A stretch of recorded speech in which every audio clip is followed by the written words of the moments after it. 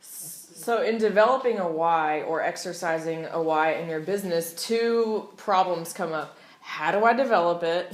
And how do I get it to actually work for me in the business? Because a lot of people, you go to these training events and you can write down why this is important to you, but very few people follow through and actually use that to motivate their actions. And we'll talk about why that is, why thought, belief doesn't lead to an action right off the bat very much. The other one is, how do I develop my why? That requires some reflecting on who you are, looking in the mirror at your life, your qualities, your talents, your faults, being honest with yourself, and developing a framework for your goals from that foundation rather than some woo-woo, unrealistic, I want to be a millionaire, I want to drive a Mercedes-Benz, all that kind of stuff that's motivating, but it's not lasting. It's a temporary thing. So we have a why. This is my theory anyway. Our why gives us motivation. It helps us develop a clear vision. And that vision is what inspires us. Okay, so what's the difference between motivation and inspiration? Motivation, the word itself, if you look at it, has the Latin root moto.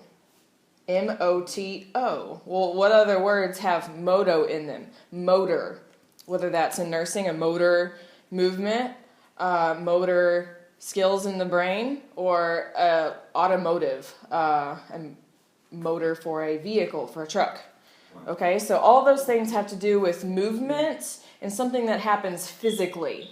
Okay, so a motivator is something on the outside of you, such as being chased by a dinosaur down the road. You're going to run really fast. That's your motivator. Inspiration happens within.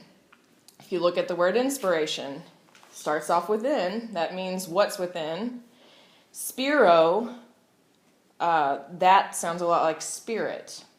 Okay. One of the ways you can diagram the word spirit is that which gives breath. Where do you hear that? Spirit and respiration.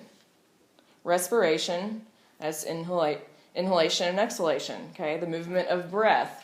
If you're a biblical kind of person, in Genesis, it talks about how God breathed life into the human being. Okay, so that comes from within. Make sense? Your why helps you tap into that inspiration from within that's lasting. Motivation, such as on my vision board, I have a Mercedes-Benz. I don't really. It's an Audi R8, to be precise, but I don't care if I really get that or not. Those sorts of things are motivating, but if it doesn't create a feeling within you that is real, it's not lasting. Okay, so in an example with Shannon, I asked her, why do you love Victor?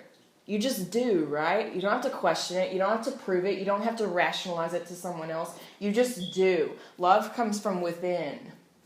Motivation, being geared up at an event. You have your Advocare events and they pump you up, right? That's motivating. It comes from the outside.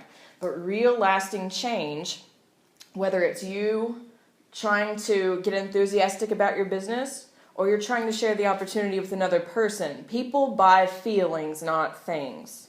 So that's kind of the difference between things that inspire you regarding your why and things that motivate you regarding your why. One is not better than the other. They all function as a holistic unit. All those things go together. You decide what you want out of life. That's motivation. You develop a vision for that thing.